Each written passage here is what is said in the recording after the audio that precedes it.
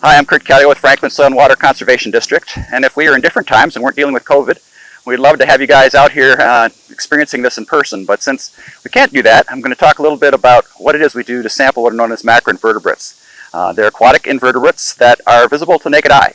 So they're maybe really tiny, but you can see them with your naked eye. They're bigger than microorganisms, in other words. And we use them to determine what the water quality is like. Some of them can handle pollution, and some of them really can't. And so if you find organisms that are sensitive to pollution, you know there's not a lot of pollution in the water. So that's the basic principle behind sampling macroinvertebrates. Often we'll use this sort of net. This is called a dip net. We also will use kick nets, which are wider. And if you were here, that's what we'd probably be using, is a kick net, because it allows you to sample more bugs and such. But for the purposes of what we're doing today, and actually most folks that sample this size of stream professionally will use this kind of a net. And we'll give you an idea of what we do when we sample a stream. In a stream, the place where you'll find the most macroinvertebrates is known as a riffle. It's the area where the water is bubbling over rocks, like you can see it is here. This water is a little bit high. Under lower water conditions, more of this rock would be exposed, and you can see even better than you can now that this is a riffle. The water is more aerated in here, and the bugs find room around the rocks to make their homes and collect organisms and algae, things like that, that float downstream. This net, the sides are canvas, this bottom is mesh, and so I put it in the water here, in the riffle, set it down as close as I can to the bottom, and I take some of these bigger rocks, like this, and I wipe them off. I sort of analogize it to doing dishes. I'm not doing a great job if they were dishes, but basically you rub off whatever you can out of these big rocks, even rocks like this. Basically anything that's about a fist size or larger above the net, you wipe them off like this. And I let whatever comes off when I wipe them wash through the net. Now I've washed through a good number of them now. And so what I do is I stir up the sediment underneath. The gravel and the sand. A lot of the critters live down in that gravel and sand. With a bigger net, we talk about doing the twist in the water. Either way, you want to stir up the sand really well, and then bring the net up like this and see what you found. So once I've got it on shore here, empty the net out into this pan. I've got a little layer of water on the bottom.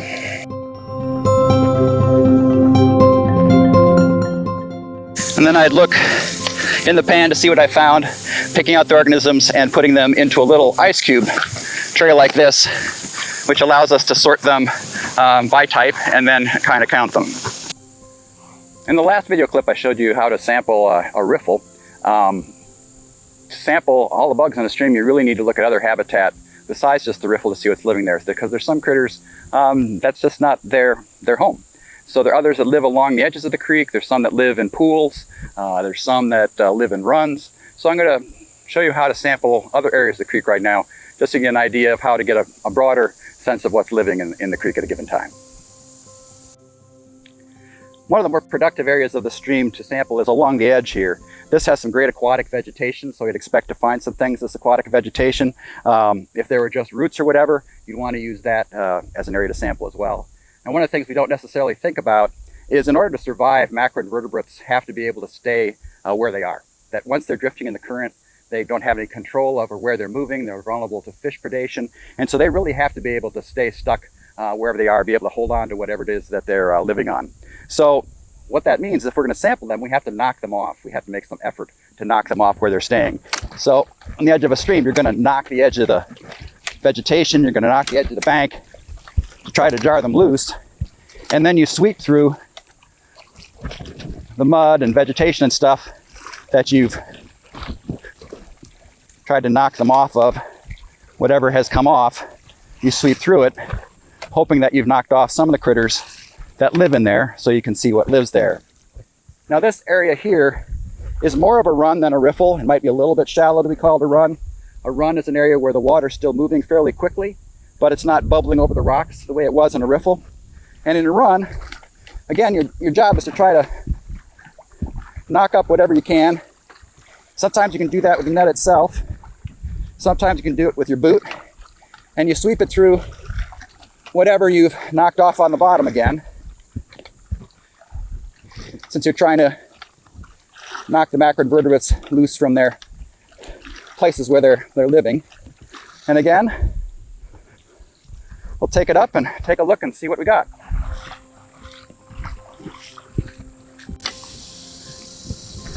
Okay, we've got some kind of fun organisms in this net, and you can see some of them that are typically only found on the edges. So let's take a look, see what we have.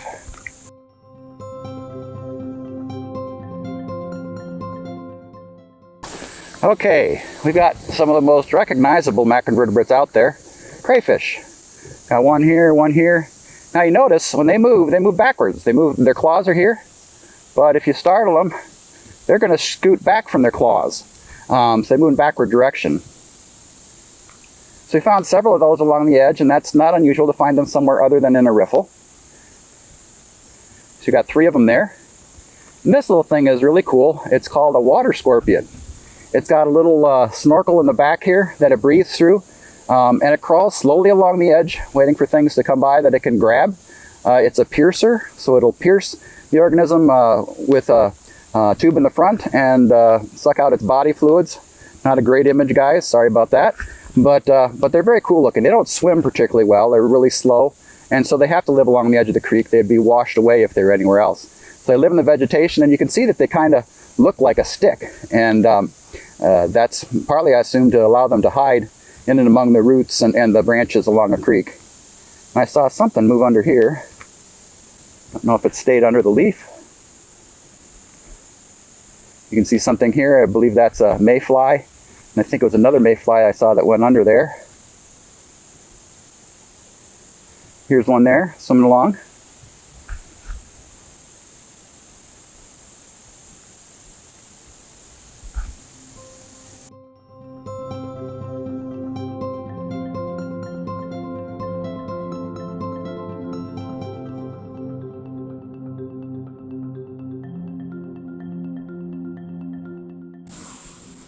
Okay, I'm going to show you the snail here. It has a feature we don't always see. You look closely here, it has a little door that it pulls over its opening here, which means it's a gilled snail. Not all right-handed snails are gilled snail. This is a right-handed snail.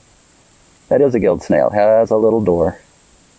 Maybe you can see it from this angle a little better. You can see it's a little hard plate that it pulls over its hole to stop it from drying out, stop its gills from drying out. Let's go through some of the other ones here. This is a kind of a mayfly, and if you notice, there's another little mayfly in here, a little different kind of mayfly, but these are really common. You see them a lot. This is a caddisfly, and this is a little water mite. You often see them, they're just about the size of the head of a pin, scooting around. And I can't tell you what these 2 riffle beetles are doing, but they seem to be wrestling or something. And this is the damselfly larva. And you can see there's several of them here with their gills exposed. This is a riffle beetle larva. It looks like this one has died. Here's another mayfly here.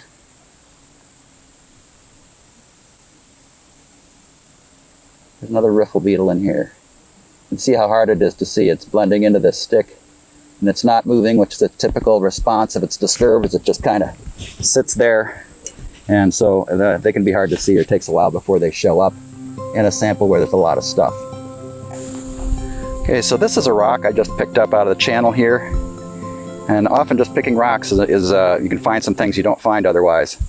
This is a mayfly here. I actually think that might be a critter, and I'd have to pick it off to see what it is for sure. It might be a snail, and it could be a kind of caddisfly. My bet right now is a snail, though. There's another critter right here, and that's either a mayfly or a stonefly, little white thing. And at one point there was a snail crawling around. I think that that's a little mass of eggs. So quite a few things on this little rock.